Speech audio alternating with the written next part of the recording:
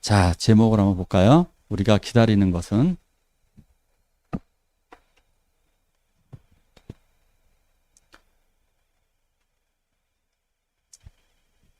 여자분들이 제일 많이 기다리는 게 뭘까요? 제일 많이 기다리는 게 통계적으로 보니까 택배기사. 택배기사 아저씨를 제일 많이 기다린다고 그러더라고요. 중고생들이 제일 많이 기다리는 건 뭘까요? 방학? 방학도 순위 안에 들어가는 것 같아요. 중고생이 제일 많이 기다리는 것은 엄마 아빠의 외출입니다.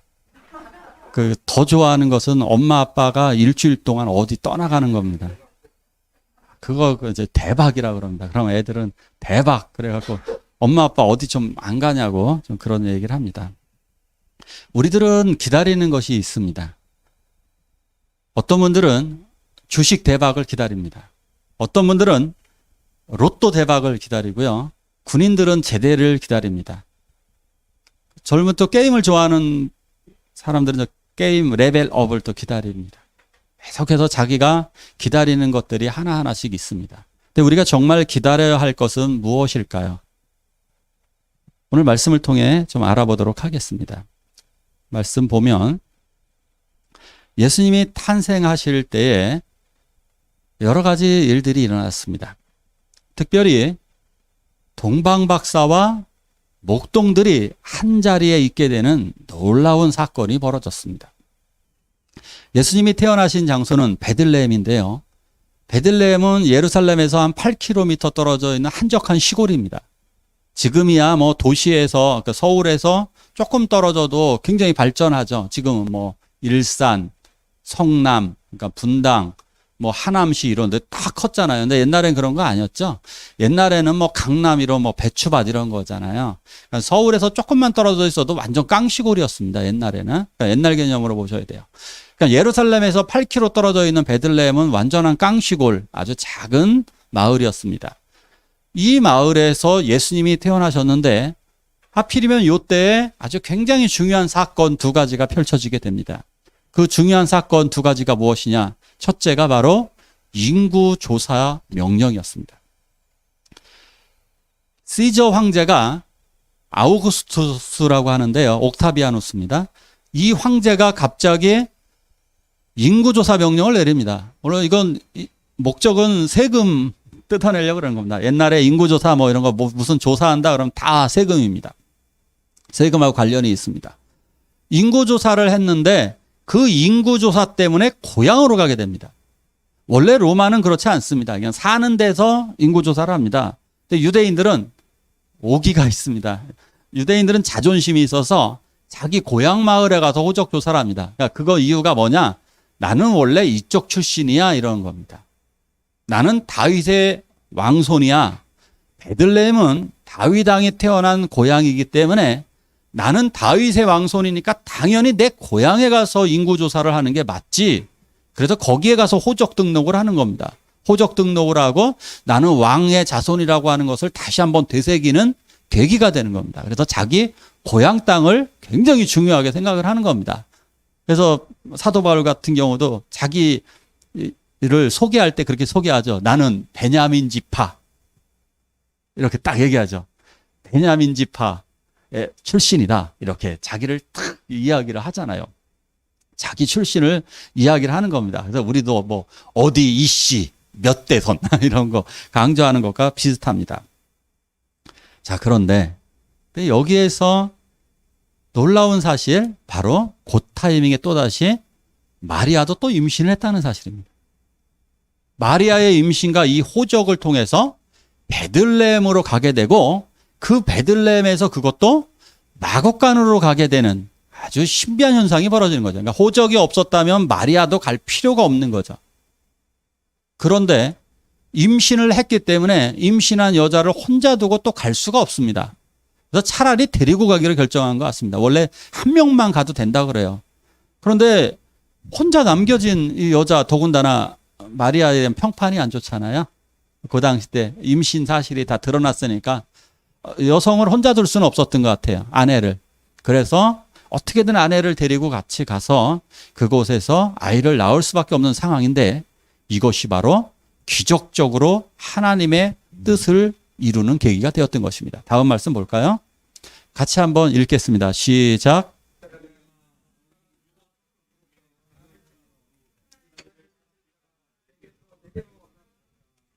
아멘. 이스라엘을 다스릴 자가 내게서 나올 거다. 어디 누구한테요? 베들레헴아. 베들레헴아. 이스라엘을 다스릴 자가 내게로 나올 거다. 이스라엘 다스릴 자가 베들레헴에서 태어난다라고 하는 말씀이 정확하게 이루어졌는데 그것이 로마를 움직이셨어요. 하나님이. 로마를 움직이셔서 인구조사를 하게 했고 마리아가 그 타이밍에 또 임신을 함으로 말미암아 이것이 기적적으로 예수님의 베들레헴 탄생이 이루어지게 됩니다.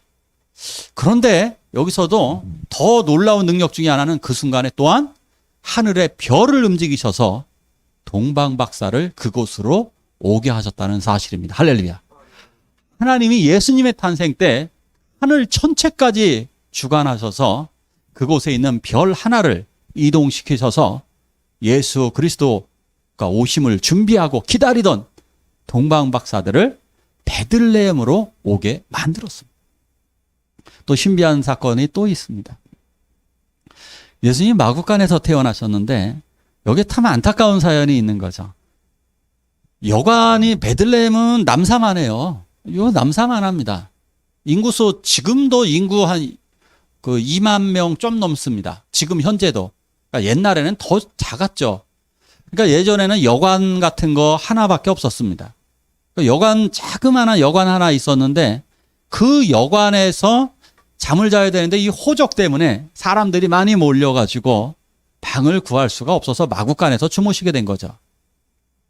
바로 이것 때문에 기적이 벌어집니다. 구유에 누워있는 아기를 보게 될 것이다. 목동들이 그것 때문에 알아봅니다. 그것이 아니었다면 목동들은 그날 아기를 찾다가 돌아갔을 겁니다. 방 안에 있는 아기를 어떻게 찾아내겠습니까? 태어날 때만 울지 얘가 하루 종일 울진 않거든요. 밤새도록 울진 않았을 테니까 목동들이 만약에 울지 않았다면 사실상 예수를 찾아내는 것은 거의 불가능에 가깝습니다. 남사면 집집 돌아다니면서 아기 태어났냐고 밤새도록 물어보기가 그게 쉽지 않았을 것입니다. 더군다나 양떼는 들판에 두고 왔어서 해야 되는데 양떼 끌고 다닐 수도 없고 현실적으로. 그런데 구유에 누여짐으로 말미암아 아주 쉽게 찾아내는 계기가 되었고 그것 때문에 동방박사들과 목동들의 만남이 이루어지는 순간이 되는 것입니다. 이 기적적인 역사. 근데 참 안타깝죠. 우리 같으면 어떻을까요? 출산을 앞둔 여자, 임신한 여자가 아니고 그냥 출산을 앞둔 여자인데 방은 빌려줬어야 되는 거 아닐까요? 누군가가 주인이 됐든 어찌 됐든 뭐 잠을 자고 있었는지 어떤 상황인지 모르지만 그러나 적어도 마리아와 요셉은 옛날 사람들의 특징 알죠? 한밤중엔 잘 안 돌아다닙니다. 밤중엔 동물 위협이라든가 길도 보이는 게 없어서 안 돌아다닙니다. 어차피 갔다면은 늦게 도착해봤자 저녁 때입니다. 그러니까 아직은 보일 때니까 사람들이 잠들 시각은 아닙니다. 그러면 출산을 앞둔 여자에게 방은 빌려주는 것이 방을 얻었던 사람들도 빌려주는 것이 아주 좋은 양심일 겁니다. 그런데 그 당시 때 얼마나 각박했는데 지금처럼 방조차도 자기 방을 내어줄 정도로 그런 사람들은 없었다는 게 참 안타까운 거죠. 그런데 그 상황도 하나님이 역사하셨다는 사실입니다. 오히려 그것을 통해서 예수님은 마구간 구유 안에 태어나시고 그 구유가 바로 메시아라고 하는 표적이 됩니다. 그래서 목동들에게 그것이 드러나게 되는 것입니다. 또 볼까요? 8절을 보면 목동들이 양을 쉴 때 천사들을 보게 됩니다. 같이 한번 읽어볼까요? 시작.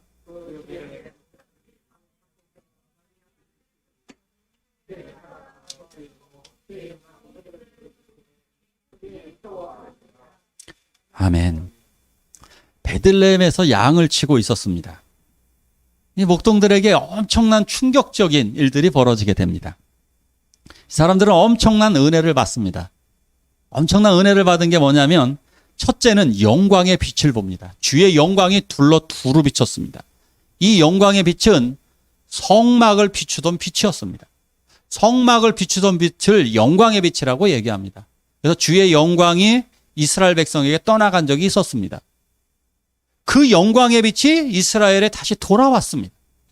그토록 기다리던 성막을 비추던 그 아름답고 놀라운 주의 은혜의 영광의 빛이 목동들에게 두루두루 비쳤습니다.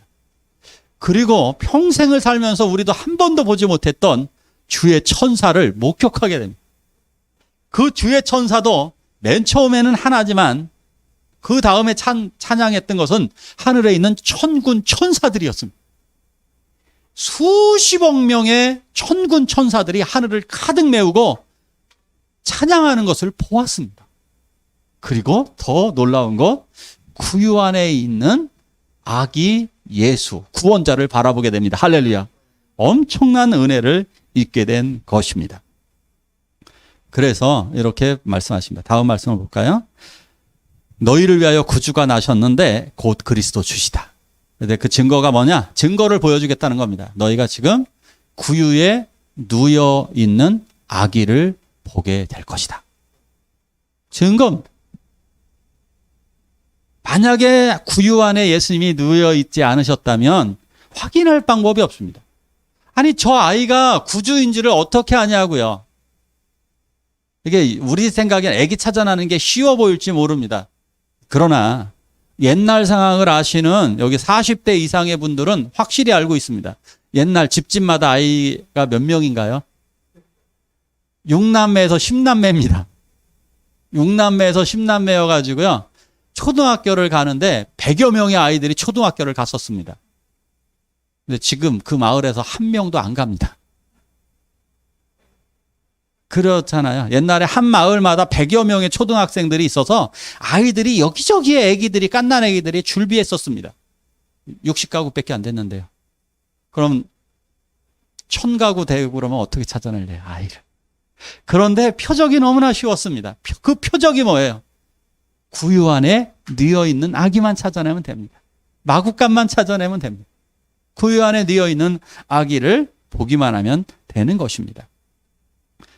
그런데 여기서 정말 감사한 말은 오늘 구주가 누구를 위해 나셨느냐? 누구를 위해 나셨습니까?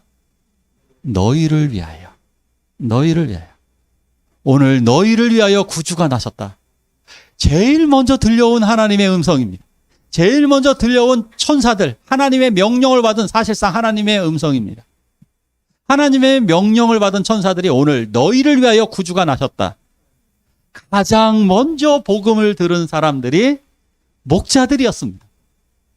구주가 태어나셨다는 게 복음이거든요.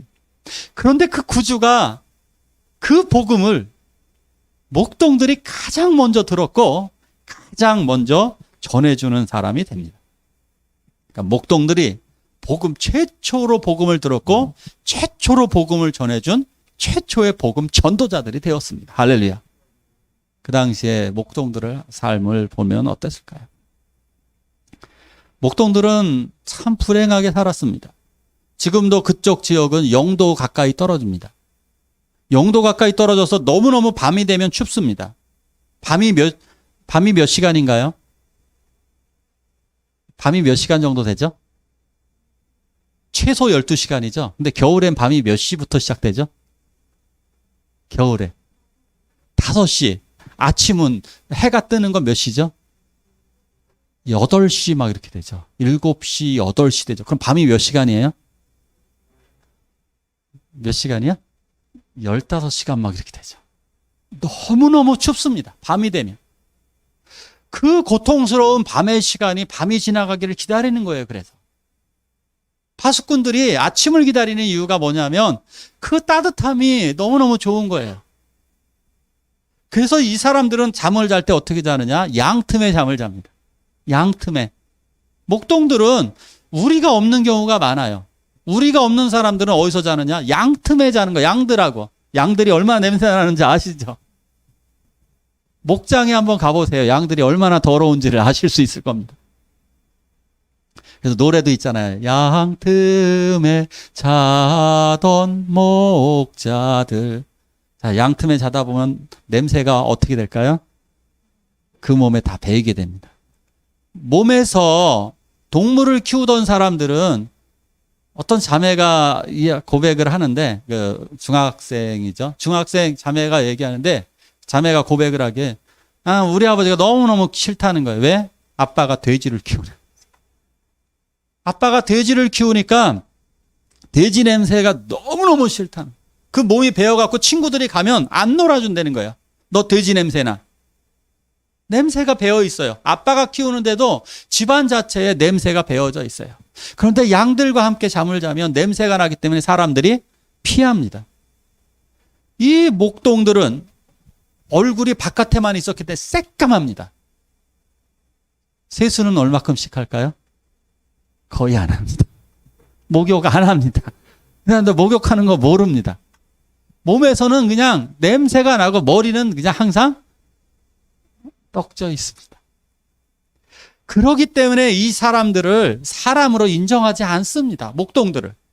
목동들이 그래서 살아가는 법칙은 거짓말을 많이 하고요. 이 사람들이 좀 이상한 행동들을 많이 합니다. 이 사람들이 그래서 사람 대접 받고 싶은 거예요. 백정같이 살았거든요. 천민으로 살았습니다. 그래서 이들도 하나님의 은혜를 받고 싶은 거예요. 하나님을 기다렸던 이 사람들에게 가장 먼저 구원의 소식이 전파된 것입니다. 할렐루야. 이것이 정말 놀라운 하나님의 은혜입니다. 가장 예수님을 기다리고 가장 구원자를 기다린 이 사람들에게 예수님이 찾아오시는 겁니다. 누구에게 구원이 먼저 임하는가? 예수님을 가장 많이 기다리는, 가장 많이 필요로 하는 사람들. 그 사람들에게 오늘날 구원이 오는 겁니다. 그러기에 나같이 연약하고, 나같이 아프고, 나같이 고통당하고, 나처럼 힘든 사람들에게 복음이 전파되어져야 하는 것입니다. 자, 두 번째 또 말씀을 볼까요? 두 번째 예수님의 탄생을 목격한 사람들은 동방 박사들입니다. 동방 박사들은 좀 목자들하고는 전혀 다른 부류죠. 이 사람들은 거의 왕과 같은 대접을 받고 있는 고귀한 신분을 가진 사람들입니다. 옛날에는 그 천체를 연구한다는 것 자체가 신의 사람들입니다. 그래서 이거 함부로 대하지를 못했습니다. 그러니까 우리나라에서도 천문 연구했다가 장영실이 파직을 당하죠. 그러니까 천문 연구 못하는 겁니다. 천문 연구는 우리나라에서도 누구만 했습니까? 왕만 했는데 우리나라에선 못하게 했죠. 그래서 중국에서도 황제와 관련된 사람만 천문 연구를 하는 겁니다. 그거를 할 정도로 아주 귀중한 사람들이었습니다. 왜 이 사람들이 근데 동방 박사들이 도대체 뭐 때문에 찾아온 거냐, 이게 중요합니다. 오늘 성경에 뭐 답은 나옵니다. 왜 왔다고요? 경배하러 왔다. 경배한다라고 하는 얘기는 사실상 그를 믿고 의지하겠다라는 얘기입니다. 이 사람들이 그런데 어떻게 알고 왔을까? 신비하죠. 별을 연구하던 사람이니까 알 수도 있었겠다. 그런데 유대인의 왕에게 왜 왔느냐 이겁니다. 분명히 유대인의 왕으로 나실 걸 알았어요. 근데 굳이 유대인의 왕에게까지 와서 경배할 필요는 없습니다. 그죠? 동방에 살던 사람들이 유대인의 왕으로 나신 이에게 찾아갈 필요는 없습니다. 더 쉽게 한번 설명을 해볼까요? 괌이 있습니다. 괌. 미국령이지만 뭐 자체적으로 이렇게 운영되고 있는 데가 있어요. 괌이 있습니다. 괌 같은 데도 예전에 왕이 있었습니다. 그런데 우리가 괌의 왕에게 찾아가서 경배할 이유가 있을까요? 괌에서 이제 다음에 왕이 태어난답니다. 괌에서 왕이 태어난대요. 그런데 경배하러 가실 분. 나하고 하등의 상관이 없어요. 왜? 유대 나라는 작은 나라입니다. 그 당시에 유대의 나라는 여전히 작은 나라입니다. 그렇기 때문에 굳이 거기까지 가서 경배할 이유가 전혀 없습니다. 근데 동방 박사들이 여기를 왜 오냔 말이죠. 아마 이렇게 추측할 수는 있는 거예요. 뭐 이 사람들의 이름이 나중에 후시대에 좀 밝혀지기도 합니다. 밝혀져 봤더니 이들이 따져 올라가 보니까 아마 조상들이 유대인이었던 것 같아요. 이 당시 때 유대에서 포로로 잡혀간 사람들이 굉장히 많았죠. 그러니까 다니엘과 관련 있는 사람들입니다. 다니엘도 하늘의 별을 알고 있었죠. 이 당시에 사람들이 끌려간 유대인들, 아주 뛰어난 사람들이 굉장히 많았습니다. 더군다나 그 포로로 끌려갔던 사람들은 좀 문제가 있는 사람은 안 끌려갔습니다. 굉장히 똑똑한 사람들을 끌고 갔습니다. 포로로. 그렇기 때문에 이들 중에 별을 연구하던 사람들이 있었고, 더군다나 이런 사상이 널리 퍼져 있었습니다. 유대인의 왕이 태어날 텐데, 물론 성경을 알고 있습니다. 유대인의 왕으로 태어난 이 사람이 온 세상을 구한다라고 하는 사상이 그 당시에 널리 퍼져 있었습니다. 그러니까 유대인들과 같은 이런 생각을 갖고 있는 이런 사람들이 그 당시에 동방에 거하는 많은 사람들이 있었습니다. 그들 중에 별을 연구하면서 언제인가 이 세상의 구원자가 유대인의 왕으로 태어나게 된다, 이걸 알고 있는 겁니다. 그러니까 그를 경배하고 그를 기다리는 건 당연한 것입니다. 왜냐? 이 부분을 통해 온 세상이 회복될 것이기 때문입니다. 놀랍게도 이 동방박사들의 예언과 같은 기다림이 성취가 되었습니다. 할렐루야. 오늘날 완벽하게 이루어졌잖아요. 그래서 동방박사들은 그 별을 기다렸고, 드디어 그 별이 유대인 쪽으로 향하는 걸 바라봤을 때 저 별이 우리가 기다리던, 역사적으로 기다리던 그 별이 맞다라고 하는 것을 깨닫게 되었습니다. 몇 번을 관측해 보아도 그 별은 온 세상을 구할 별이라고 하는 확신들이 이 동방 박사들 아마 3명으로 추측되어지는데요. 이 3명은 확신을 했던 것 같습니다. 그래서 이들이 그 별을 보고 찾아오게 되는 겁니다. 별을 보고 찾아와서 이렇게 이야기합니다. 유대인의 왕으로 나신 이가 어디 계시냐. 약간 늦었다는 거죠. 그러니까 지금쯤 아마 태어나지 않았을까. 타이밍상 보니까 분명히 태어난 것 같은데, 유대인의 왕으로 태어나신 이가 어디 있느냐, 이렇게 그것을 물어보았습니다. 물어봤던 데는 예루살렘이었습니다. 아마도 예루살렘 왕궁에서 태어나지 않을까, 이런 예측을 한 것 같습니다. 근데 그 당시에 예루살렘에는 헤롯 왕이 있었습니다. 대헤롯이라고 그럽니다. 이 헤롯 대왕은 그 당시에 70살로 자기 정권을 잇기 위해서 아내도 죽이고요, 자식들까지 죽인 아주 파렴치한 인물입니다. 그렇기 때문에 왕으로 나실, 이 유대인의 왕으로 나실 아기의 탄생 소식에 70세 노인은 자다가 벌떡 일어납니다. 아주 충격을 받습니다. 아마 지금도 노인들에게 집과 땅이 다 사라진다 그러면 지금도 자다가 벌떡 일어나실 노인분들 많을 겁니다. 뭔 소리, 우리 집이 사라졌다고? 우리 땅이 사라졌다고? 그 정도 가지고 그럴 텐데, 여기서 70대 노인도 자기의 정권을 다 잃어버릴 것 같은 두려움에 이 소식을 듣고 유아 살해 명령을 내리게 되죠. 베들레헴 일대에 있는 아이들을 다 죽여라, 이런 명령을 내리게 되는 겁니다. 어쨌든 이 동방박사들의 이 소식에 헤롯이 학자들을 모아놓고 왕으로 태어날 아기가 어디서 태어나느냐, 장소를 알아내야만 했습니다. 그렇죠. 헤롯이 죽이려면 그 장소를 분명히 알아내야만 했습니다. 그래서 율법학자들을, 대제사장과 율법학자들을 다 모입니다. 다 불러 모아놓고 회의를 하게 되죠. 그 아기가 어디서 태어날까? 그랬더니 박사들의 결론, 아까 미가서 말씀 5장 2절의 말씀처럼 이스라엘 다스릴 자가 베들레헴에서 나옵니다. 그것을 알아내게 됩니다. 베들레헴이라는 사실을 알고 동방 박사들에게도 그 사실을 알아주게 되죠. 동방 박사들에게 그 아기는 베들레헴에서 태어나니까 베들레헴으로 가시오라고 얘기합니다. 자, 여기서 문제가 생깁니다. 지금 사람들은 무엇을 하고 있을까요? 베들레헴 사람은 무엇을 하고 있나요? 아니, 예루살렘의 사람들 지금 무엇을 하고 있죠? 그 시간에 다 자고 있습니다. 이 세상 우리가 찬송가도 불렀죠. 잠자는 동안에 평화의 왕이 세상에 오셨다. 이 세상 모두 잠자는 동안에 오 베들레헴 넌 잠들었느냐. 이 세상 모든 사람들 잠자는 동안에 예루살렘은 잠에 빠져 있었습니다. 예루살렘은 잠에 빠져 있고, 그리고 이 사실을 알아낸 박사들, 성경의 박사들은 정작 찾아가지도 않습니다. 동방에서 박사들이 왔다라고 그런다면 지금 무언가 이스라엘에 거대한 변화가 일어나고 있는데 아무도 경배하러 가지 않습니다. 동방 박사들은 분명히 그 먼 곳에서 경배하러 왔다고 했는데, 이 놀라운 사건의 소식이 뉴스가 전해졌는데, 복음의 소식이 전해졌습니다. 온 세상을 구할 구주가 지금 유대인의 왕으로 태어나신 아기가 지금 태어나셨다는데, 동방의 박사들은 왔는데 이것을 해석한 박사들은 여전히 그곳에 머물러 있습니다. 그러기에 그들은 멸망당하고 말았던 것입니다. 웃긴 거죠.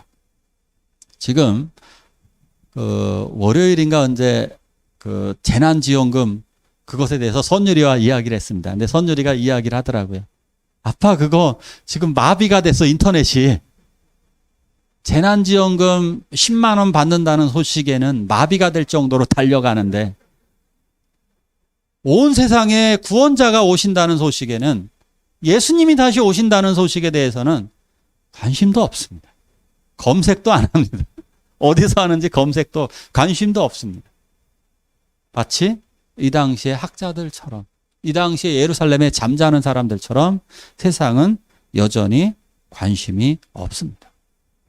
다음 말씀을 또 볼까요? 근데 신비한 일이 벌어졌습니다. 그 별이 다시 나타났습니다. 그러니까 그 별이 문득 앞서 인도하여 가다가, 그러니까 동방 박사들이 원래 예루살렘에 갈 필요가 없었습니다. 왜 갔느냐? 별이 사라진 겁니다. 오다가 보니까 갑자기 별이 또 사라졌어요. 그러니까 예루살렘에 가서 도움을 요청한 거거든요. 분명히 왕이 태어났는데 장소가 어딘가요? 그런데 그 별이 다시 갑자기 또 보인 겁니다. 그 별이 보였는데 베들레헴이라는 것까지 알았죠. 그러니까 베들레헴 방향으로 가는데 그 별이 문득 다시 나타난 거예요. 그래서 그 별이 어디까지 인도하게 되나요? 어디까지 인도하게 되죠? 아기 있는 곳에 머물러 섰습니다. 그 별이. 아기 있는 곳에, 그 별이 유난히 낮게 떴고, 낮게 뜬 그 별이, 그 위치가 베들레헴 마국간, 예수님이 태어나신 그 위치쯤에 가니까 그 별의 움직임이 뚜렷하게 딱 멈춰진 것을 발견해요. 그래서 그 집에 들어가 보니까 거기에 아기 예수가 있었습니다. 할렐루야. 놀라운 거죠. 그래서 알아낸 거겠죠. 아주 더 구유에 태어난 아기, 아주 신비한 모습을 발견하게 되는 거죠. 그래서 동방 박사들은 황금과 유향과 모략을 드리게 됩니다. 황금은 예수 그리스도가 왕이 되심을 상징하는 것이고, 유향은 온 세상에 구원자가 되신다. 모략은 예수님의 십자가의 죽음을 의미하는 것으로 예수님이 우리의 죄를 위해서 죽으셨다라고 하는 영원한 죽음으로부터 치료하심을 상징하는 것이 모략입니다. 그러니까 황금과 유향과 모략, 이렇게 세 가지 예물을 드리게 됩니다. 그 우연히 나타난 별이 아니라 하나님이 필연적으로 나타나게 하셨고, 필연적으로 그것을 베들레헴까지 끌고 가심으로 말미암아 동방 박사가 안전하게 그곳까지 가서 예수님을 만나게 되는 아주 놀라운 일이 일어나게 됩니다. 성경적으로는 목동들과 동방 박사들이 만났다라고 하는 기록이 없어서 사실상 만났는지 안 만났는지는 모릅니다. 그림에는 나타나지만 그건 상상력으로 그린 그림이니까 이들이 만났는지는 전혀 알 수 없습니다. 하지만 이들은 사실상 만난 거나 다름없습니다. 왜냐? 영적으로 만났을 것이고, 만약에 먼저 온 사람들에게도 이 이야기를 서로 했을 겁니다. 동방 박사가 먼저 왔다면 목동들에게 이야기를 했을 것이고, 목동들이 먼저 왔다면 이 이야기는 동방 박사들에게까지도 전해졌을 것입니다. 그래서 오늘날 지금 이 기록이 성경에 분명히 남아있게 되는 것입니다. 이들은 영적으로 사실상 한 공간에, 한 자리에, 구원의 자리에 함께 있었습니다. 할렐루야. 이 놀라운 것, 이 복음의 소식을 누가 먼저 들었다고요? 기다린 사람들이었어요. 복음을 기다렸던 사람들, 온 세상에 구원자가 나타나기를 기다렸던 사람들, 그들이 먼저 이 소식을 들었습니다. 우리가 그래서 기다려야 될 것은 다시 오실 예수님, 우리를 구원하실 예수님, 그 예수님을 기다리는 사람들에게 구원의 소식은 가장 먼저 전달되어진다는 사실입니다. 오늘 그래서 성경은 이렇게 말씀하는 겁니다. 오늘 말씀을 볼까요? 오늘 말씀 다 함께 같이 봅니다. 시작. 너희는 스스로 조심하라. 그렇지 않으면 방탕함과 술 취함과 생활의 염려로 마음이 둔하여지고, 이러므로 너희는 장차 올 이 모든 일을 능히 피하고 인자 앞에 서도록 항상 기도하며 깨어 있으라 하시니라. 아멘. 사람들이 예수님이 분명히 다시 오신다고 그랬는데 사람들이 기다리지 않는다라고 분명히 성경에는 예언되어 있습니다. 사람들은 기다리지 않습니다. 기다려도 어리석은 처녀처럼 의미 없는 기다림을 하고 있는 경우가 있습니다. 그러니까 헛된 기다림을 가지고 있는 경우가 굉장히 많습니다. 깨어 있으라. 성경에는 10번 이상의, 신약 성경에만 10번 이상의 깨어 있으라는 말씀이 있습니다. 그러니까 문맥 그대로 깨어 있으라. 토시 하나까지 일치되는 건 10번입니다. 근데 그 이상의 의미를 담고 있는 것은 더 많이 있습니다. 왜 그럴까요? 아주 중요한 말씀이기 때문에 굉장히 많이 기록을 해 놓았습니다. 근데 문제가 있습니다. 깨어 있으라고 그러는데 지금 깨어 있지 않고 좀 기다리지 않는 사람들을 깨어 있지 못하다라고 이야기합니다. 깨어 있지 못한 사람들은 기다리지 않는 것이고 준비하지 않는 사람들을 깨어 있지 못한 사람이라고 성경에는 분명히 말씀하고 있습니다. 문제는 지금 이 어떤 사람들이 깨어 있지 못하느냐, 여기 딱 나와 있죠. 방탕함과 술 취함. 그러니까 하나인 겁니다. 그러니까 방탕하게 살아가, 즉 이거 쉽게 얘기할게요. 나의 만족, 나의 쾌락만을 추구하는 사람들입니다. 또 하나 뒤쪽에 기다리지 못하는 사람들 또 있습니다. 누구죠? 생활에 염려하는 사람들. 먹고 사는 게 더 중요한 사람들인 겁니다. 이건 아주 단순하게 더 이렇게 얘기해 볼게요. 젊은 세대와 구세대를 나누는 점이 이겁니다. 젊은 세대들은 뭘까요? 내일의 걱정이 없이 그냥 만족하며 살아갑니다. 즐기면서 살아갑니다. 어른들은 뭘까요? 그냥 무조건 걱정하는 거죠. 그냥 이것도 걱정, 저것도 걱정, 다 걱정하는 사람들인 거죠. 그죠? 이상하게 나이 드신 분들은 그냥 별걸 다 걱정하고 있죠. 그래서 대한민국 걱정을 어른분들이 다 하죠. 한국의 미래, 거기까지 해서 세계 경제까지 다 걱정을 하고 있어요. 걱정 엄청 큽니다. 그래서 뉴스만 틀면 저놈들 이라고 얘기합니다. 저것들 나라 망하게 할 놈들 해가지고 서로가 이렇게 걱정만 하고 있습니다. 젊은 사람들은 뭘까요? 아무 상관없이 지금 오늘도 즐기고 있습니다. 게임 보면서 유튜브 보면서 즐기고 있습니다. 극단적이지 않나요? 아무 상관없이 걱정 없이 즐기는 이 자기의 쾌락만을 쫓는 사람들과, 그죠? 쾌락만을 쫓는 사람들과 생활의 염려로 살아가는 사람들, 딱 두 부류가 세상에 있는 거예요. 우리 크리스찬들, 우리들은 어떤 분들인가요? 걱정으로 살아가고 있거나 아니요 아무 걱정 없이 자기 마음대로 살아가고 있는가? 오늘 제목을 볼까요? 우리가 진짜 기다리는 건 뭘까요? 우리가 기다리고 있는 지금 상황은 뭘까요? 지금 하나님의 말씀은 이렇게 깨어 있으라고, 기다려야 한다라고 얘기하고 있는 거예요. 지금 목동들처럼 힘들지 않으니까 안 기다리는 건가요?